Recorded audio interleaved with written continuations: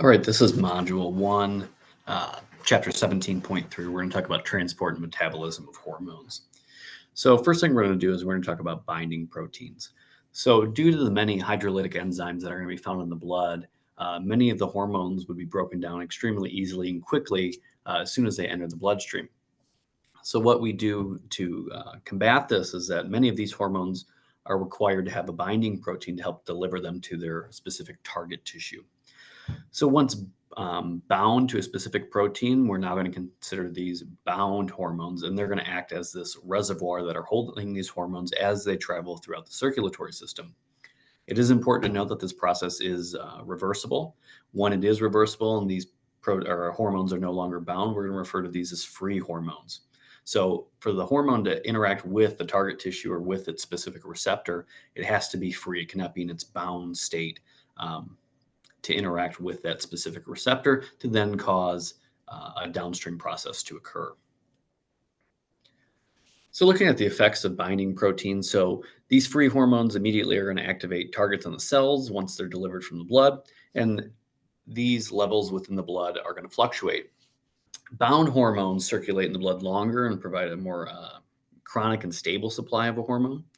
So looking at the image above of our two separate hormones, up here we are looking at water-soluble hormones, and down here we're looking at lipid-soluble hormones. So let's pay attention to the water-soluble hormones first. So we have our endocrine cell, we have our water-soluble hormones here. Water-soluble meaning that they can dissolve appropriately in water. So what we'll see is that they are going to diffuse into a capillary bed of the circulating blood system. So we have our water-soluble hormones, and what you'll see is that they will travel throughout the capillary bed.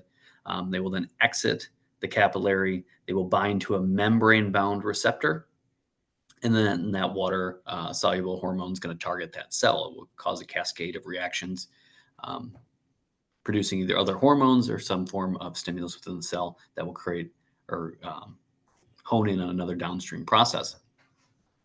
Now, going to the lipid-soluble hormones that we'll see down here, we have our endocrine cell, we have our lipid-soluble hormones. So what we know about lipids and water is that they do not interact with each other.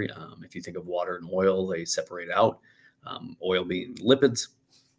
So what you see here is that these lipid-soluble hormones, once they get into the bloodstream, since they are hydrophobic, they really don't like water. Majority of blood is made of water. What we need is a binding protein. So these binding proteins will interact with these lipid-soluble hormones. They will then be in its bound form, like we just talked about. Once they travel through, they will then disengage from one another.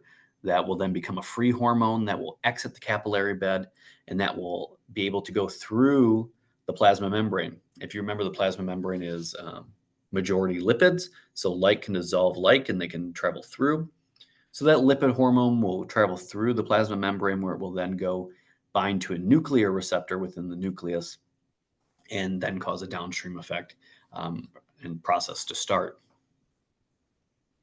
Now, regulation of hormone levels in blood. If you think back to ANP1, we talked about this in Module 1 of ANP1 of our different feedback loops. Feedback loops are going to be extremely important, not only in the endocrine system, but throughout the remainder of this course. Every module that we go through is going to have different feedback loops. Anatomy and physiology collectively together is just studying a bunch of different feedback loops. So the negative feedback loop, this is the most common regulatory mechanism that we'll see. Hormone secretion is going to be inhibited by the hormone itself, and we consider this to be self-limiting. Positive feedback is when the hormone secretion is going to stimulate the hormone itself, and we consider this to be a self-perpetuating system. So looking at our negative feedback loop, or the most common type that we're going to go through when looking at the endocrine system, specifically we're going to look at an example with the anterior pituitary. So the anterior pituitary gland is going to secrete a tropic hormone. That's a hormone that's going to act on another endocrine cell that's going to secrete then a further hormone, which is going to travel in the blood to the endocrine target cell, which we're seeing here. The hormone from the target cell, the endocrine cell, is going to travel to its target after that. So we'll see that this tropic hormone acts on this target endocrine cell. That's going to secrete another hormone, which is then going to go act on the target. Now, the way that we recognize this negative feedback loop is that we are going to have this free-floating hormone within the bloodstream. So the way that we would exert this negative feedback loop is that if we have excess of this hormone, there are receptors in the hypothalamus and the anterior pituitary that are going to recognize that our concentration of that hormone within the bloodstream is higher than we need it to be, and that will enact our negative feedback loop.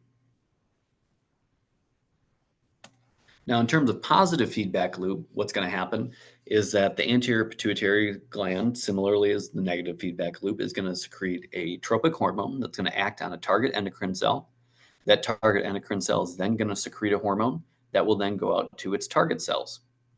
Now, what's going to happen as this hormone is being circulated throughout the body, this is going to exert this positive feedback loop on the hypothalamus and on the anterior pituitary to further stimulate the secretion of more of that hormone, then enacting that self-perpetuating system. So the more hormones that we have floating throughout the circulatory system, the more hormone that's going to be secreted by the anterior pituitary, the hypothalamus. They're creating our self-perpetuating system until that stimulus is removed. And the one that the example that we typically think of in terms of positive feedback loops is the birthing process with oxytocin and mechanoreceptors in the uterus, feeling the pressure of the baby's head pushing. And we'll get into that a little bit more in the next chapter and also in the reproductive system. So now we're going to talk about the half-life of hormones. So hormone concentrations are pretty stable within the bloodstream, depending on the type of hormone. Some hormones are more stable than others. Some denature faster or get broken down faster.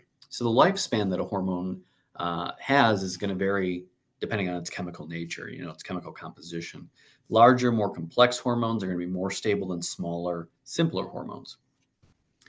What we refer to as the half-life this is the amount of time it takes for 50% of a circulating hormone to be removed from circulation and excreted. When you talk to anesthesiologists and things like that, they'll frequently talk about half-lives in terms of giving different anesthetic drugs and how long their effects will last.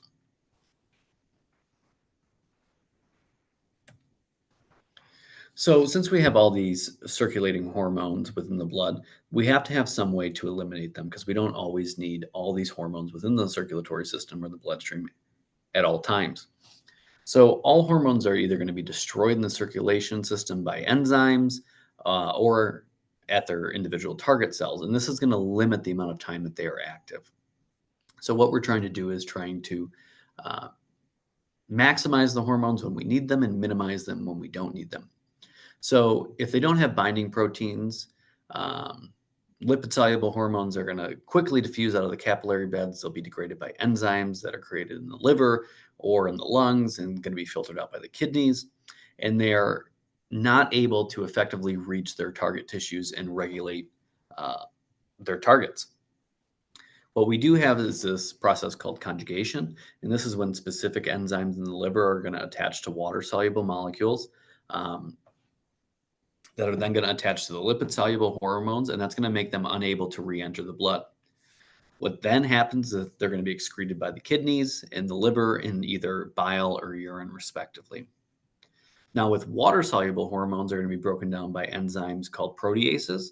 You'll find these proteases in the bloodstream, and these products are then going to be removed by the kidneys as urine